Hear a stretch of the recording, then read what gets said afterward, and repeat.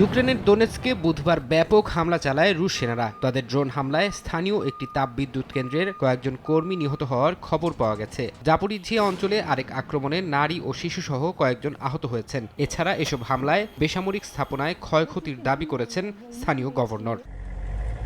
জবাবে কুর্স্ক ও জাপোরিঝিয়া অঞ্চলে পুতিন বাহিনীর অবস্থান লক্ষ্য করে পাল্টা হামলা চালিয়েছে ইউক্রেন। গুলি ও ড্রোন হামলায় কয়েকজনের প্রাণহানির খবর পাওয়া গেছে। ক্রাসনোদর অঞ্চলে ইউক্রেনীয় বাহিনীর হামলায় একটি তেল শোধনাগারে ভয়াবহ আগুন ছড়িয়ে পড়ে। রুশ কর্তৃপক্ষের দাবি, কয়েক ঘন্টার চেষ্টায় আগুন নিয়ন্ত্রণে আনা সম্ভব হয়েছে।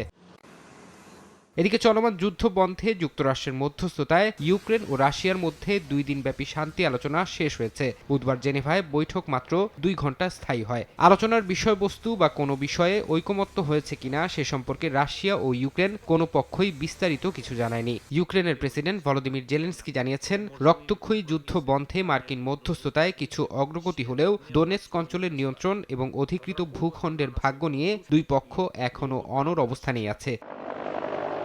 ইউক্রেন ইস্যুতে ইউরোপের সঙ্গে রাশিয়ার বাড়তে থাকা উত্তেজনার মধ্যেই জার্মানিতে মহড়া চালিয়েছে ন্যাটো। বুধবারের এই মহড়ায় অংশ নেয় মিত্রবাহিনীর হাজার হাজার সেনা ও সামরিক যান। বাল্টিক সাগর অঞ্চলে রাশিয়ার হাইব্রিড যুদ্ধ এবং সমুদ্র তলদেশের অবকাঠামোতে হামলার হুমকি মোকাবিলায় এই শক্তি প্রদর্শন করা হচ্ছে। ফারহাদ চৌধুরী, সময় সংবাদ।